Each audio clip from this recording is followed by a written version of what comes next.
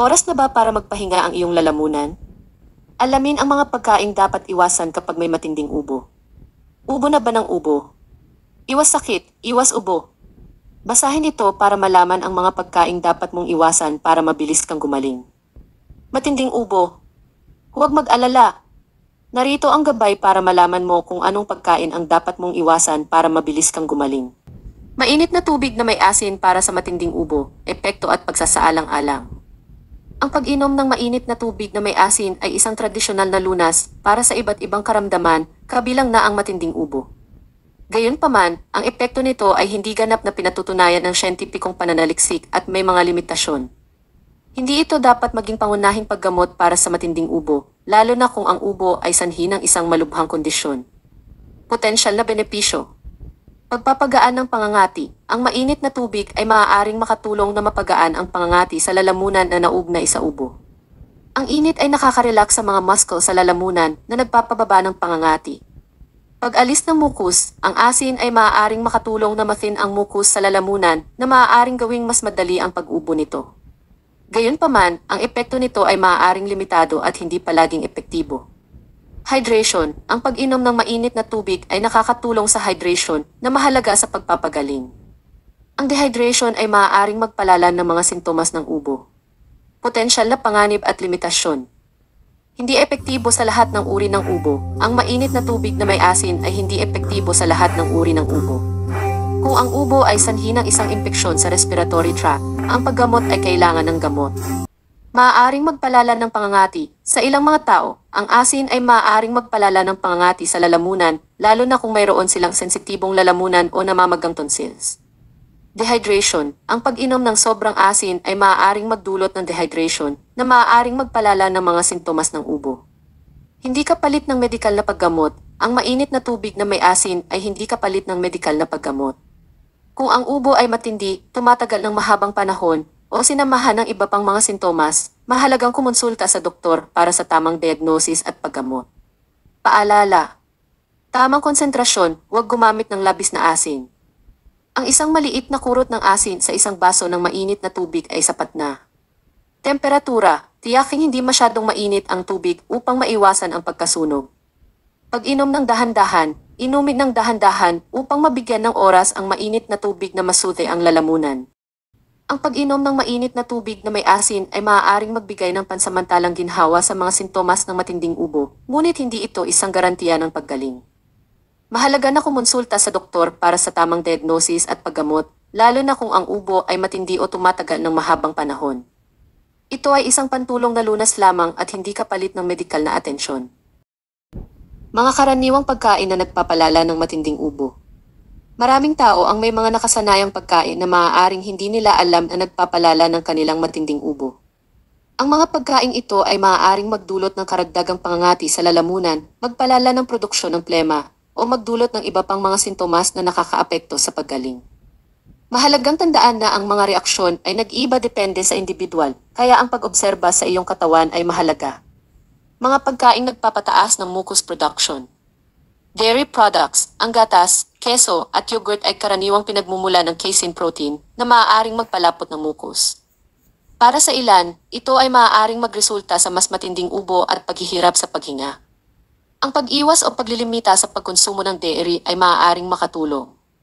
Matatamis na pagkain, ang mga pagkaing mataas sa asukal, tulad ng candy, cake at soda, ay maaaring magpalala ng pamamaga sa katawan at magpalala ng ubo.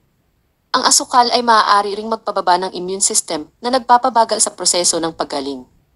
Processed foods. Maraming processed foods ang naglalaman ng mataas na sodium content, preservatives, at artificial na sangkap na maaaring magpalala ng pamamaga at pangangati sa lalamunan. Ang mga ito ay maaaring magpalala ng ubo at iba pang mga sintomas. Spicy foods. Ang maanghang na pagkain ay maaaring magdulot ng pangangati sa lalamunan at magpalala ng ubo. Ang capsaicin, ang compound na nagbibigay ng maanghang na lasa, ay maaaring mag-trigger ng pag-ubo at pangangati. Mga pagkaing nagdudulot ng pangangati sa lalamunan. Citrus fruits, ang mga acidic na prutas tulad ng kalamansi, lemon, at orange ay maaaring magdulot ng pangangati sa lalamunan, lalo na kung mayroon kang namamagang lalamunan dahil sa ubo. Ang pag-iwas sa mga ito ay maaaring makatulong na mapagaan ang pangangati. Caffeine, Ang caffeine ay isang stimulant na maaaring magpalala ng ubo sa ilang mga tao. Ang pag-iwas sa kape, saa, at soda ay maaaring makatulong.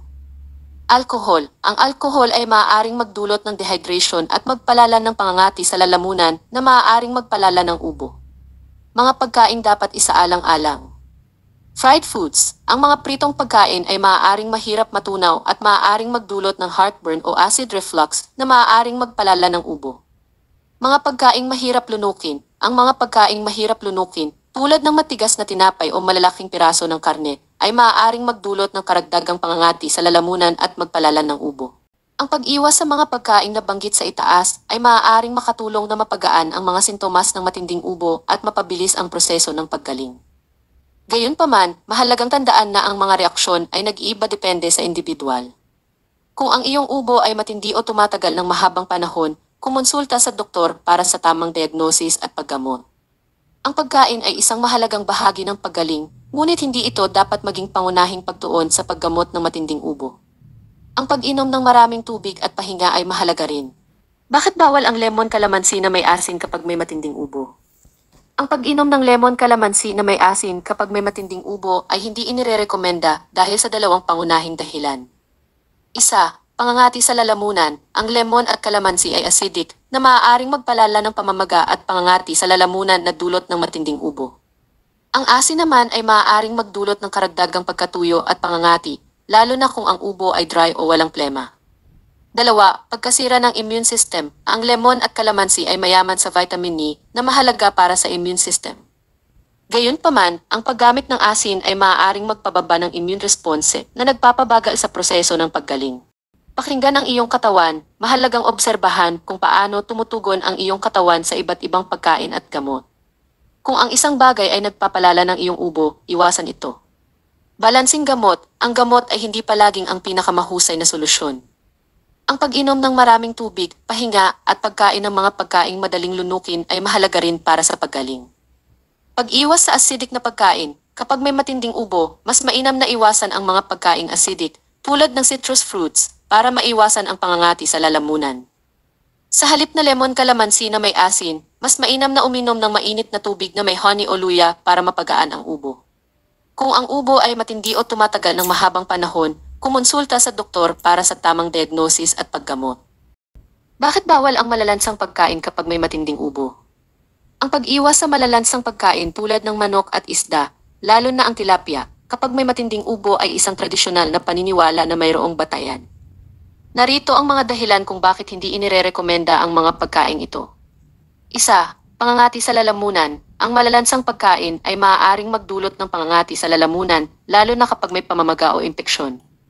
Ang pangangati na ito ay maaaring magpalala ng ubo at magdulot ng karagdagang kakulangan sa ginhawa.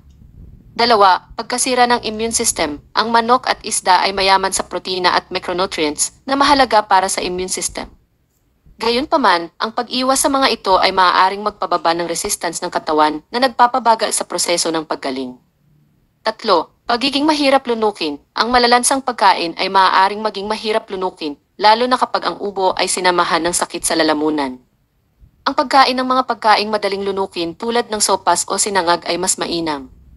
4. Allergic reactions. Ang ilang tao ay maaaring magkaroon ng allergic reactions sa manok o isda na maaaring magpalala ng ubo. Ang pag-iwas sa mga pagkaing ito ay maaaring makatulong sa pag-iwas sa mga allergic reactions.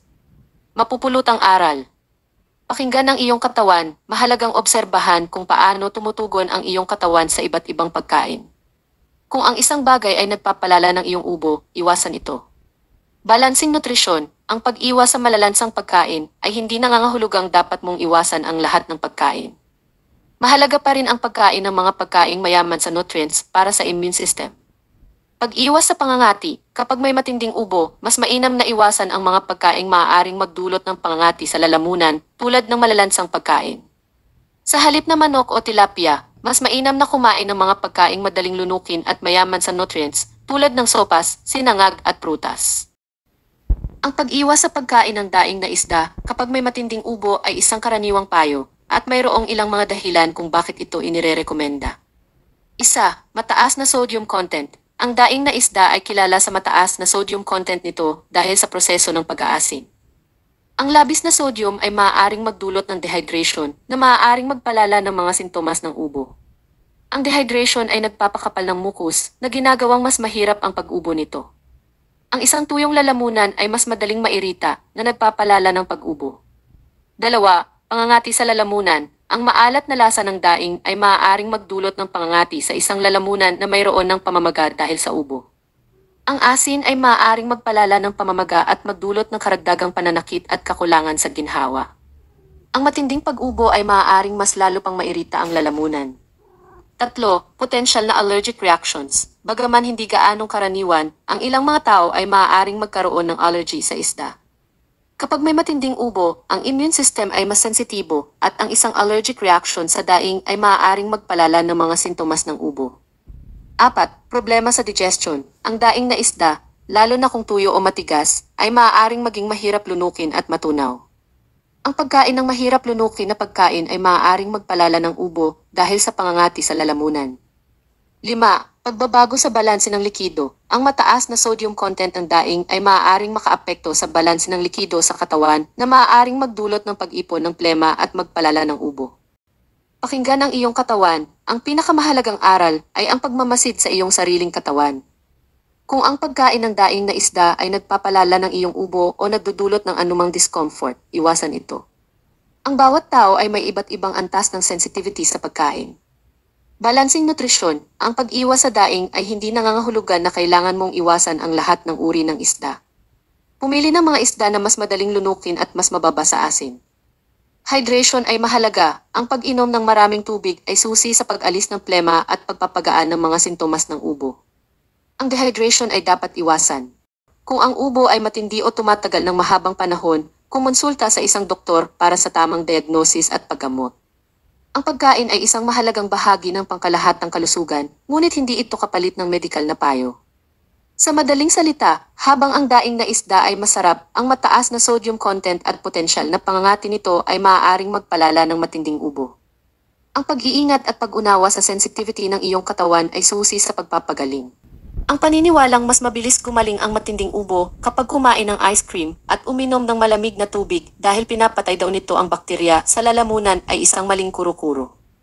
Bagamat maaaring magbigay ng pansamantalang ginhawa ang lamig sa namamagang lalamunan, hindi nito direktang pinapatay ang bakterya na sanhi ng ubo.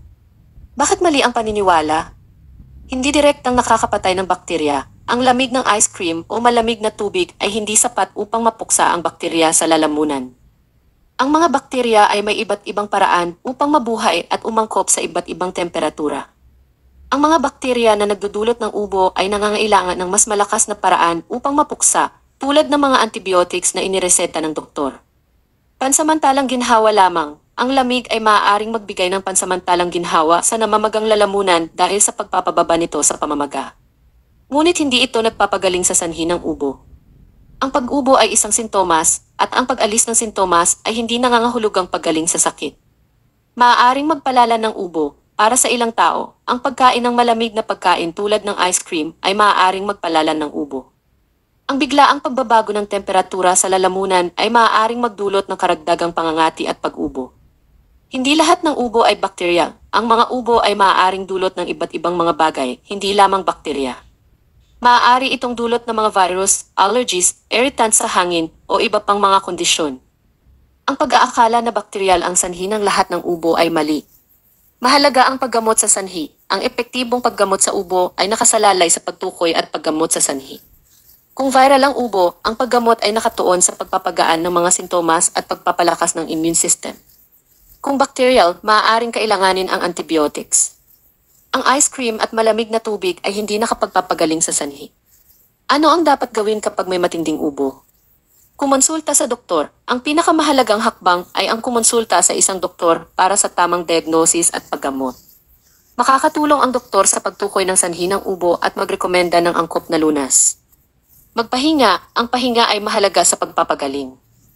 Bigyan ang iyong katawan ng sapat na oras upang makapagpahinga at makapag-recover. Uminom ng maraming tubig. Ang pag-inom ng maraming tubig ay nakakatulong sa pag-alis ng plema at pagpapanatili ng hydration. Kumain ng masustansyang pagkain. Kumain ng mga pagkaing mayaman sa bitamina at mineral upang palakasin ang immune system. Iwasan ng mga irritants. Iwasan ang mga bagay na maaaring magpalala ng ubo, tulad ng usok, alikabok, at mga allergens. Gumamit ng mga over-the-counter na gamot. Maaaring gamitin ang mga over-the-counter na gamot para sa pagpapagaan ng mga simptomas, ngunit laging basahin ang label at sundin ang mga tagubilin. Ang pagkain ng ice cream at pag-inom ng malamig na tubig ay hindi epektibong paraan upang gamutin ang matinding ubo. Ang pagkonsulta sa doktor at pagsunod sa tamang paggamot ay mahalaga para sa mabilis at epektibong paggaling. Ang pag-asa sa mga hindi pinagbatayang paniniwala ay maaaring magdulot ng pagkaantala sa pagkuha ng tamang pangangalaga sa kalusugan. Ingatan ang iyong lalamunan. Maging alerto sa mga pagkain kinakain mo para sa mabilis na paggaling. Umaasa kaming nakatulong ang gabay na ito para sa iyong mabilis na paggaling. Manatiling malusog. Maging responsable sa iyong kinakain.